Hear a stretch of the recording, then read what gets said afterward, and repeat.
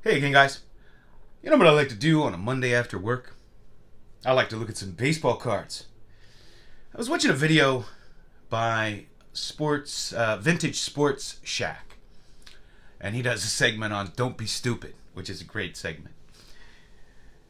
And he was saying some things, a lot of things that were so on point, and it got me thinking. Got me thinking. You know, in the modern hobby, there's a lot of emphasis placed on value and placed on prices, making money. And I started to think, what's my collection worth? What is my collection worth? And you know what I came up with? I did an assessment. My collection is priceless. Probably like a lot of your collections. It's priceless. I have cards I would be hard pressed to ever find again. And they might sell for a tiny fraction of a rookie quarterback, but I don't care. They're priceless to me. They're priceless to me. I got a original Roberto Clemente photo when I was a little kid. My babysitter gave it to me. She took it herself. I don't know what it's worth. Don't care. Not going to sell it. It is so sentimental to me. And I think a lot of us collectors, we have a lot of sentimentality with our cards and our collections. Now, one of the things he was saying on that video, he was pointing out that there was a kid that was coming in and trying to sell him some cards and so forth. And he was asking why his dad doesn't come in. And his dad, I guess, according to the kid, the father was embarrassed because he doesn't know that much about cards. And, he's watching YouTube and finding out what he should buy and this and that. Man, that's not the way to collect. First of all, you should never feel embarrassed that you don't know anything in the hobby. None of us know everything in the hobby. I mean, I have a lot of knowledge, but just there's so much I don't know. I know almost nothing about 90s inserts, for example. And I'm still learning new vintage sets every single week. You should never feel embarrassed because you're seeing all this craziness that goes on and you don't know what to buy. See, if you don't know what to buy, that means you're buying as an investment and you're not buying to collect. Because I think collectors, you know what you want to buy. Start with what you like. Start with what you know. That's another thing. I hear all these guys come on and Jeff Wilson has told you to invest in so many different rookie quarterbacks and this and that. And it's clear he doesn't he doesn't know sports. He came on and said to invest in all these backup quarterbacks. And I'm not trying to knock Jeff. It's just that you can't listen to other people. I see these guys come on and absolutely every bit of advice they give is bad. And people keep subscribing and they keep listening to them. And you can't get wrapped up in that if you want to enjoy this hobby. There are all these crazy rookies, like these quarterbacks selling for $40,000. Clay Thompson, $42,000. Trevor Lawrence selling for tens of thousands of dollars.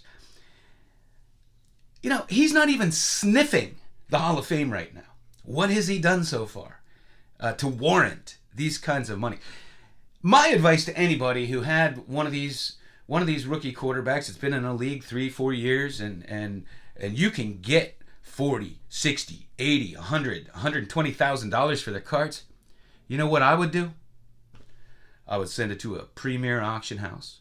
I would let that thing go way up, sell it, and then you should look up to the sky and thank God that somebody was willing to pay you that for that. Because I can tell you that years from now, it just ain't, all these cards are not going to be worth this. Herbert is a good young quarterback. Not sniffing the Hall of Fame yet. Maybe he will. And maybe he'll get hurt. We see what can happen with athletes.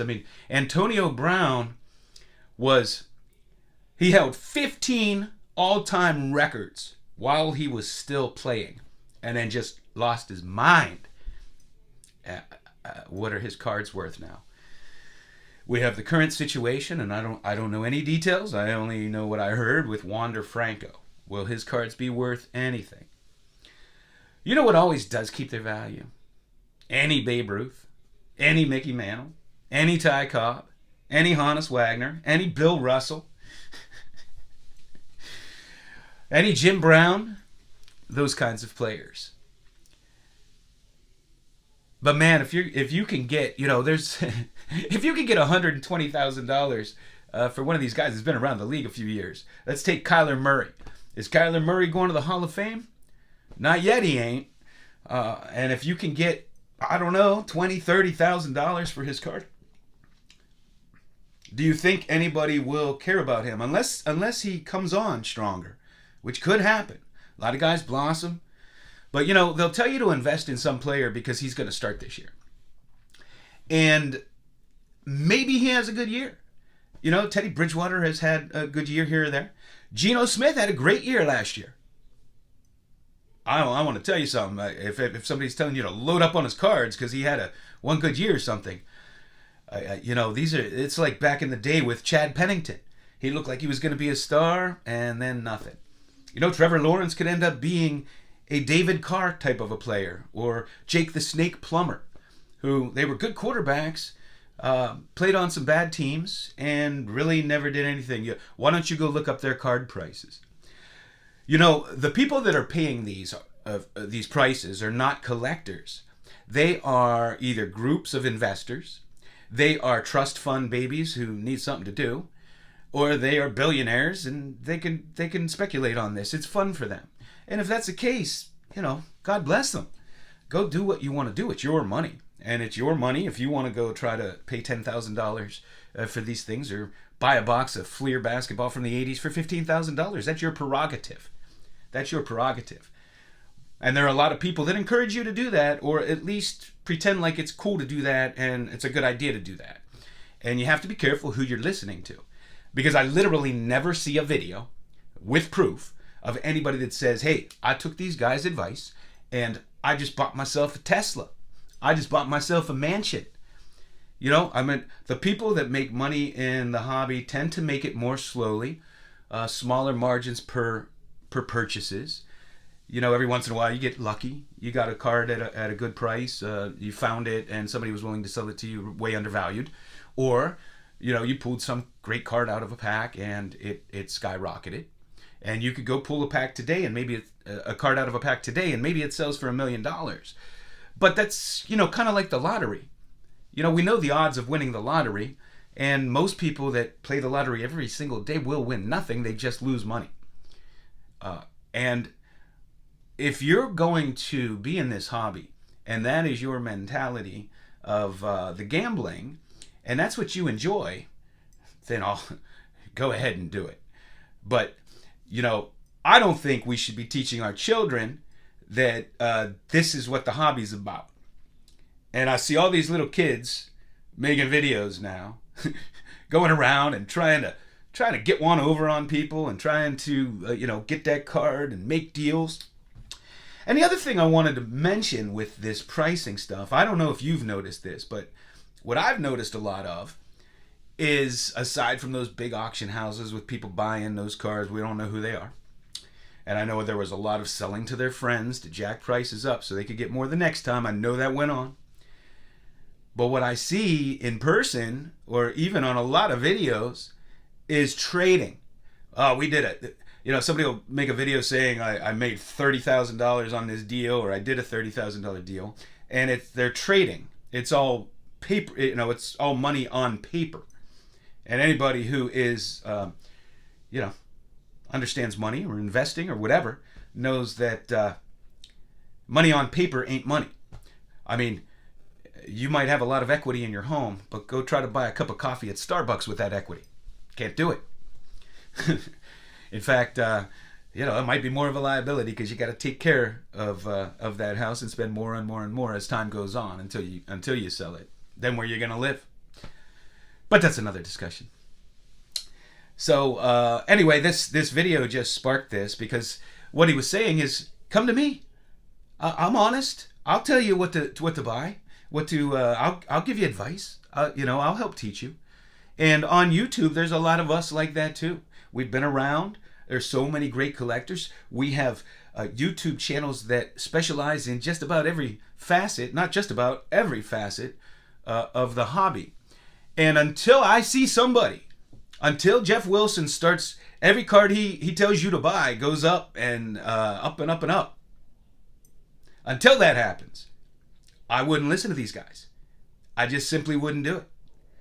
I mean, there's not a good track record there. If you go back and you look in the past, some of these cards are down 20, 30, 40, 50, $60,000. And believe me, it's not the collectors that are paying this.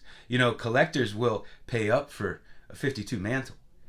Most of them are probably trading for one, but if they saved up that money, they just sold their house and they have a big nest egg, they'll pay up for these kinds of cards.